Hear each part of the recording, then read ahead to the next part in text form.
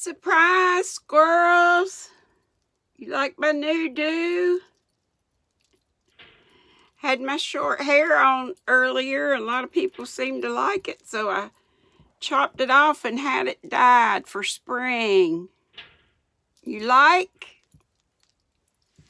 Let me see if I probably have to, I probably need to comb it. Better to take the hat off. Oh, it's a mess. Oh, what a mess. Yes, a wig. It's awful too. It looks better with the hat on. I have so much hair, I can hardly... I got this big, humongous ponytail down my back under my shirt. This is the way, of course, this looks crappy on this side, and it was longer on this side too, but this is the way I used to wear my hair a long time ago. Much better with the hat on. Yes, yes. Who cares? Let's read.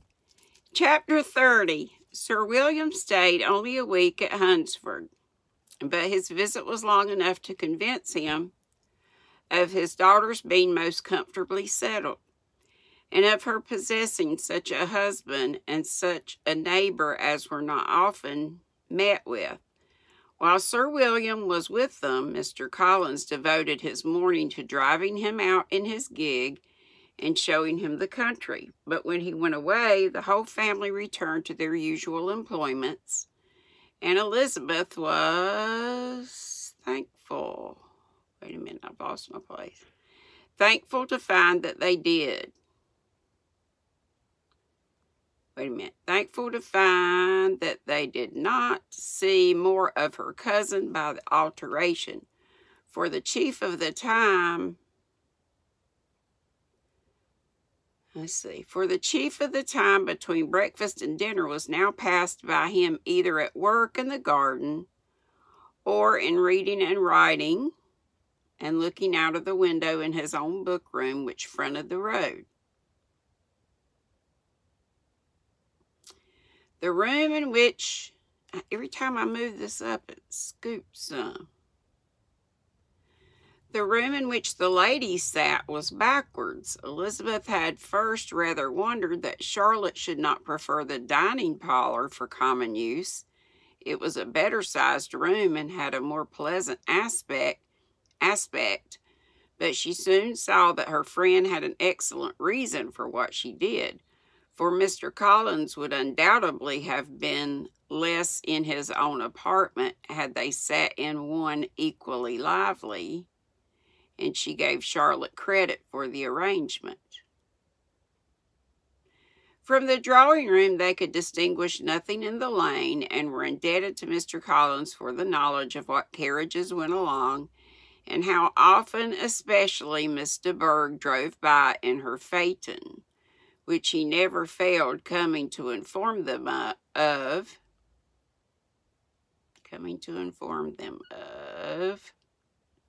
Though it happened almost every day, she had not unfrequently stopped at the parsonage and had a few minutes' conversation with Charlotte, but was scarcely ever prevailed upon to get out. Very few days passed in which Mr. Collins did not walk to Rosings, and not many in which his wife did not think it necessary to go likewise, until Elizabeth recollected that there might be other family livings to be disposed of. She could not understand the sacrifice of so many hours. Now and then they were honored with a call from her ladyship, and nothing escaped her observation that was passing in the room during these visits. She examined into their employments, looked at their work, and advised them to do it differently, found fault with the arrangement of the furniture, or detected the housemaid in negligence, and if she accepted any refreshment, seemed to do it only for the sake of finding out that Mrs. Collins' joints of meat were too large for her family. Elizabeth soon perceived that though this great lady was not in commission of the peace of the county, she was a most active magistrate in her own parish, the minutest concerns of which were carried to her by Mr. Collins, and whenever any of the cottagers were disposed to be quarrelsome, discontented, or too poor, she sallied forth into the village to settle their differences, silence their complaints, and scold them into harmony and plenty. The entertainment of dining at Rosings was repeated about twice a week, and allowing for the loss of Sir William, there being only one card table in the evening, every such entertainment was the counterpart of the first. Their other engagements were few, as the style of living in the neighborhood in general was beyond Mr. Collins' reach. This, however, was no evil to Elizabeth, and upon the whole she spent her time comfortably enough. There were half hours of pleasant conversation with Charlotte, and the weather was so fine for the time of year that she had often great enjoyment out of doors. Her favorite walk, and where she frequently went while the others were calling on Lady Catherine, was along the open grove which edged that side of the park, where there was a nice sheltered path which no one seemed to value but herself, and where she felt beyond the reach of Lady Catherine's curiosity. In this quiet way, the first fortnight of her visit soon passed away. And for you British folks, fortnight, I should look it up. I think it's 2 weeks, I want to say. Let me see if I even have this. Now I've lost the word. Fortnight, where did you go?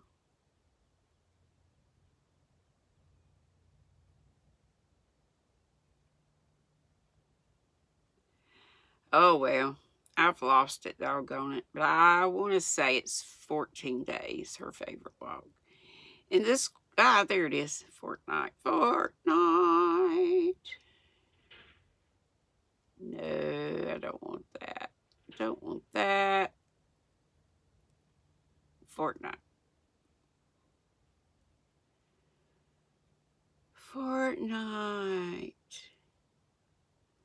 Yes, a period of 2 weeks. Sorry that took 100 years.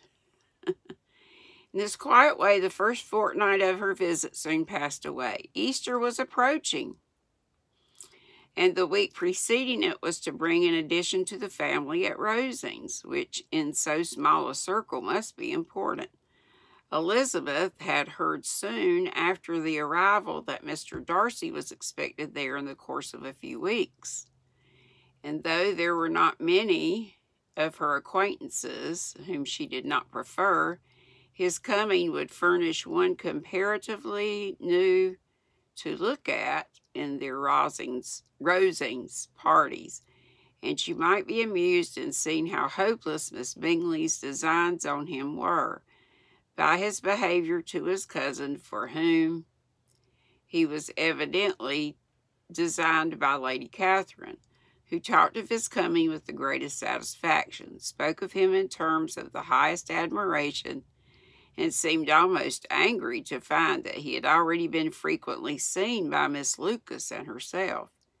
His arrival was soon known at the parsonage, for Mr. Collins was walking the whole morning within view of the lodges opening into Hunsford Lane, in order to have the earliest assurance of it, and after making his bow as the carriage turned into the park, hurried home with a great intelligence. On the following morning he hastened to Rosings to pay his respects. There were 2 nephews of Lady Catherine to require them, for Mr. Darcy had brought with him a Colonel Fitzwilliam, the younger son of his uncle Lord, and to the great surprise of all the party, when Mr. Collins returned, the gentleman accompanied him. Charlotte had seen them from her husband's room, crossing the road and immediately running into the other, told the girls what an honor they might expect, adding, "I may thank you, Eliza, for this piece of civility. Mr. Darcy would never have come so soon to wait upon me."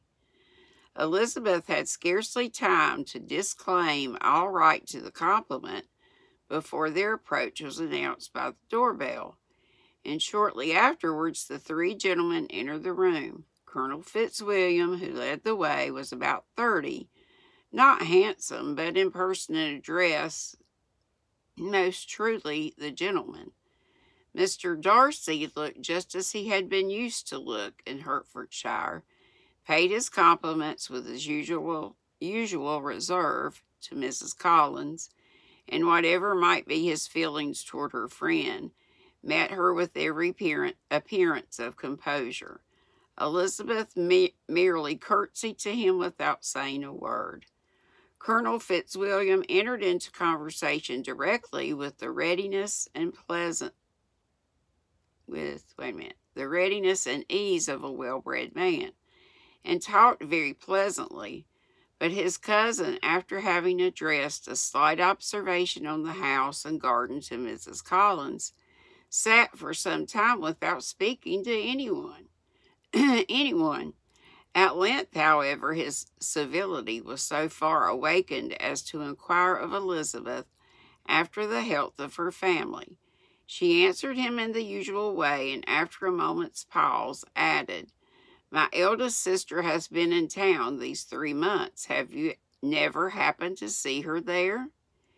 She was perfectly sensible that he never had, but she wished to see whether he would betray any consciousness of what had passed between the Bingleys and Jane, and she thought he looked a little confused as he answered that he had never been so fortunate as to meet Miss Bennet. The subject was pursued no farther, and the gentlemen soon afterwards went away. And that is the end of chapter 30. Not much going on. I want some excitement, don't y'all? Okie dokie. I will be on today. Live at 5. Tea with Granny D. And this was what I had yesterday. I dropped my envelope.